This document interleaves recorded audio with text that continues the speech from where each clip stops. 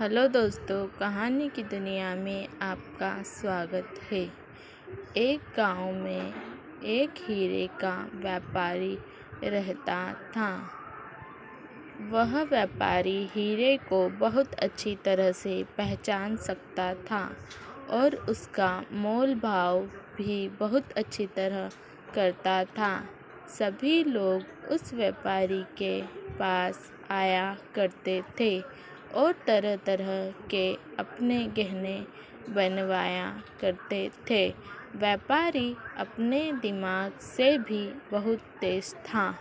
वह किसी भी हीरे को बड़ी आसानी से पहचान सकता था, क्योंकि हीरे को पहचानना लगभग लोगों के लिए नामुमकिन काम है, लेकिन वह यह काम को बड़ी आसानी से पहचान कर उसकी कीमत को बता दिया करता था। एक दिन हीरे के व्यापारी की तबीयत अचानक खराब हो गई और वह अपनी पत्नी से बोलने लगा कि शायद मेरा अभी अंतिम समय आ गया है। तुम ऐसा करना कि अपने खर्चे के लिए इन हीरों में से बेचकर कुछ रुपया ले लेना, जिससे तुम्हारा अपना घर चल जाए। और इस प्रकार व्यापारी एक दिन इस दुनिया को छोड़कर चला गया। हीरे के व्यापारी की पत्नी को बिल्कुल भी ज्ञान नहीं था कि हीरे की कितनी कीमत हो सकती है।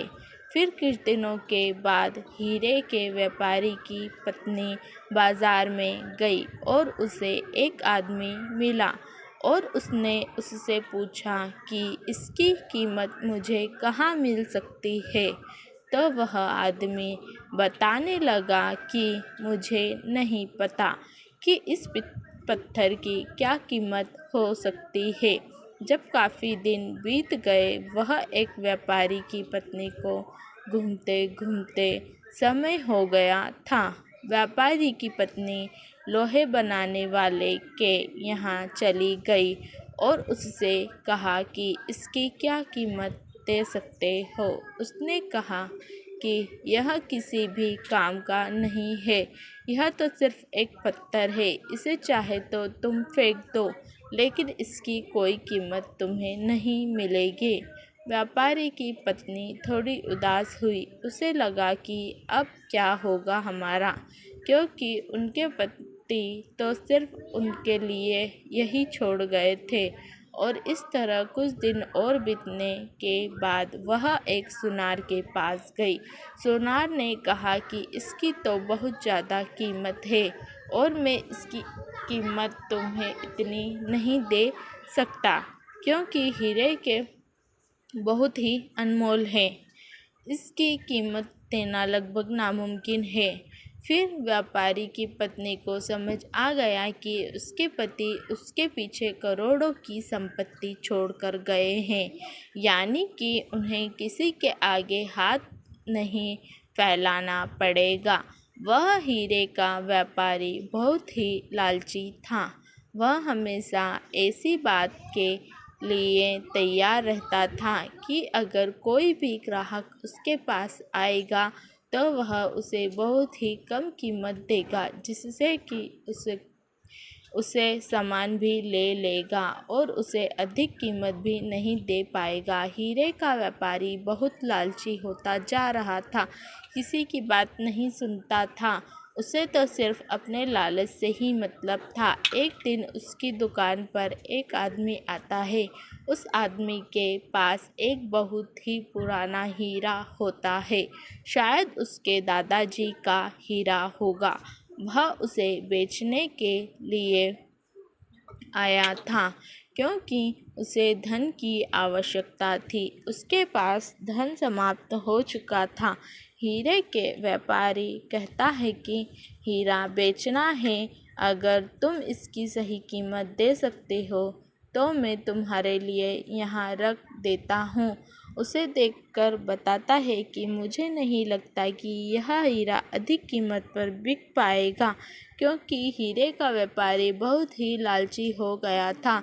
वह हमेशा यही सोचा करता था कि मुझे अधिक मिल जाए और ग्राहक को मुझे कम देना पड़े। आदमी कहता है कि मेरे सामने बहुत बड़ी समस्या आ गई है, मैं बहुत ही परेशान हूँ। अगर आप आधी कीमत पर बेच सकते हैं, मेरी समस्या हल हो सकती है। लेकिन हीरे का व्यापारी इस बात को मान नहीं रहा था। सही दिशा में सपनों की कहानी।